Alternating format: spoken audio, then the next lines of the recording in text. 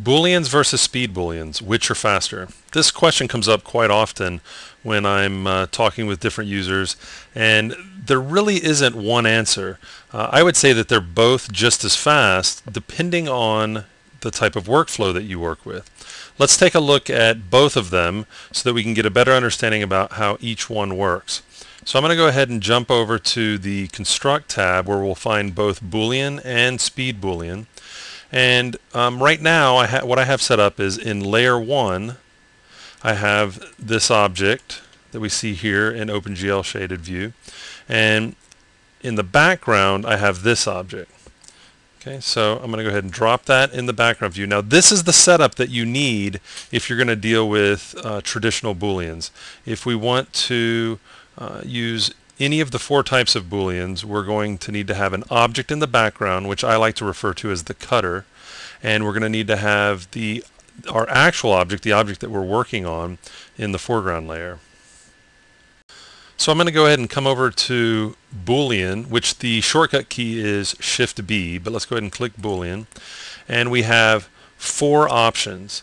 I'm going to start with subtract. That by default we would have subtract selected, and I'm going to go ahead and choose that. And as we can see, if I just click on layer 1, we can see we've cut the cutter object that was in the background layer in layer 2 out of our object in layer 1. I'm going to go ahead and undo, Control Z, put that back in the background layer, go back to Boolean, and let's try intersect. With intersect, where the 2 pieces of geometry meet, that geometry will remain and everything else will go away. So here's the example of that right here. Go ahead and undo, drop that back in the background layer, and let's take a look at another one. Boolean.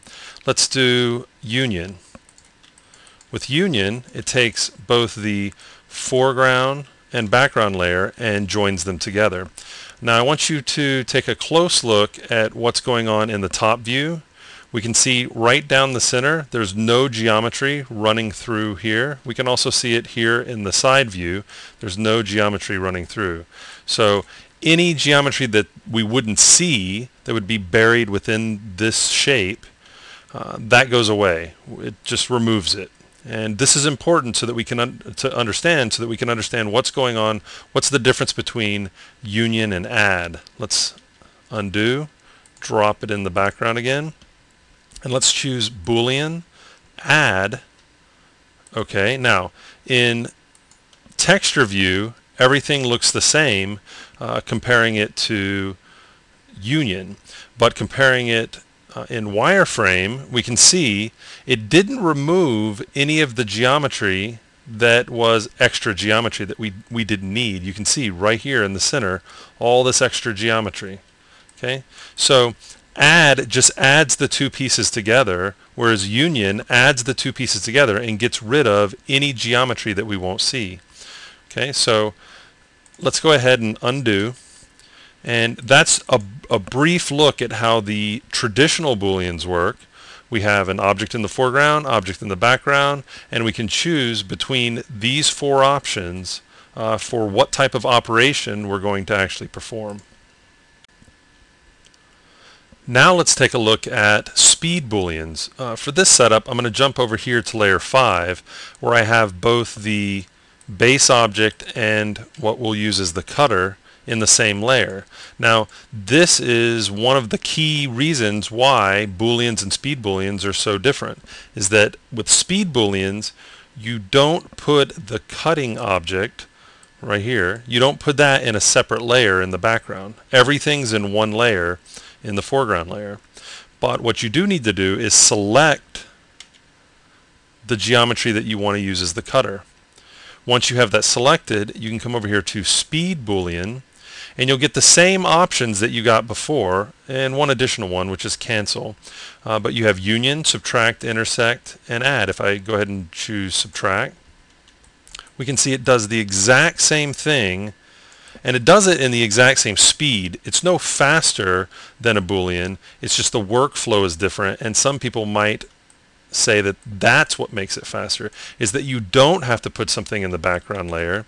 You just have to put it in the foreground layer and select it, which is, to me, is really not any faster of an operation, unless what you're considering as faster is that with the Boolean operation, the cutter still remains in the back where it was in the background layer. Well, it's still there. You would have to delete that if you didn't want that geometry, whereas with a speed Boolean, you would have to, you don't have to delete it, except you lose your cutter. So if you wanted to use that exact same shape again to cut another hole, you'd have to recreate it. So that could go either way. That could take longer if you have to recreate your cutter because you lose it, or it could take longer if you want to delete the cutter in the background layer from a regular Boolean. For me, I prefer to keep a copy of my cutter so I can always go back and reuse it, or use it for, if I want to use it for something else, or if I want to see what went wrong, what went right, or what went wrong whenever I was performing the operation.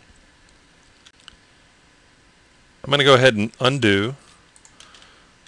Okay, I'm going to keep that selected. One thing I want to point out is that if we go over to Speed Boolean, we don't actually have to click the button.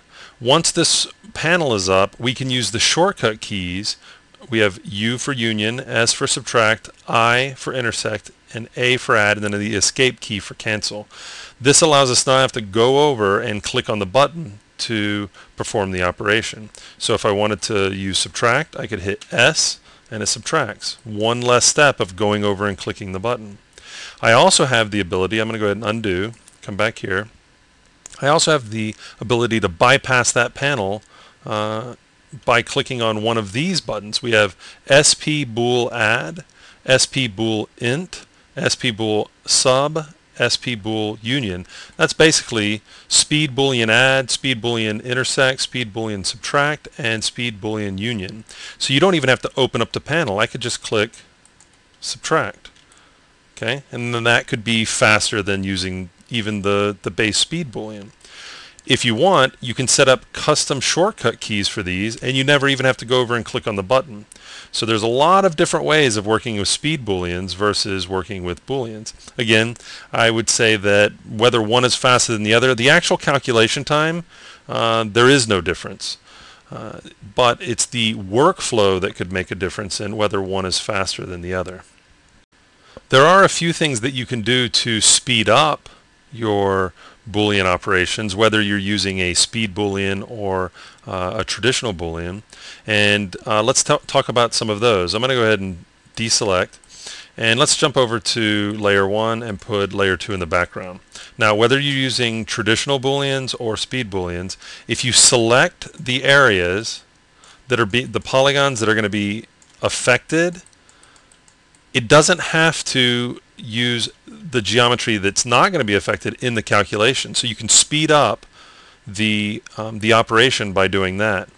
If you're going to be dealing with n-gon, so say the top here, if you have an n-gon, in this case there's 24 points, there's not that many points, but an n-gon being a polygon that has more than 4 points, so 5 points or more.